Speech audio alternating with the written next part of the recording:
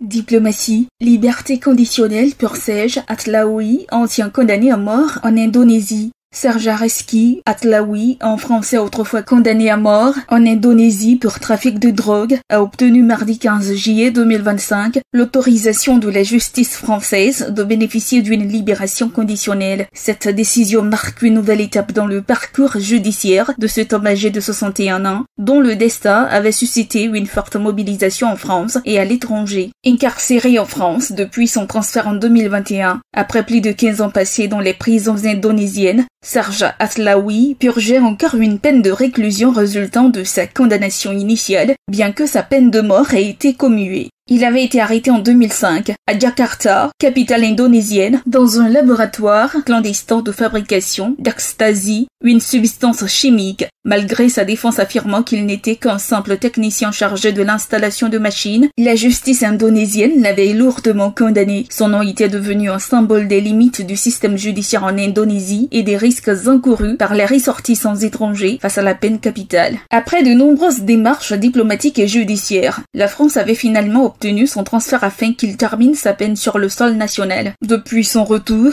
Serge Atlaoui s'est efforcé de démontrer sa volonté de réinsertion, affichant un comportement exemplaire en détention. La décision du tribunal d'application des peines repose notamment sur l'évaluation de son parcours carcéral, de son projet de réinsertion et de l'absence de dangerosité. Si cette libération conditionnelle suscite des réactions partagées, elle s'inscrit dans le cadre légal français qui permet aux détenus ayant purgé une partie significative de leur peine et présentant des garanties de réintégration de retrouver la liberté sous certaines conditions. Serge Atlaoui devrait prochainement quitter la maison d'arrêt où il était détenu, sous contrôle judiciaire strict. Il devra notamment suivre un accompagnement social et psychologique et respecter plusieurs obligations pendant la durée de sa liberté conditionnelle.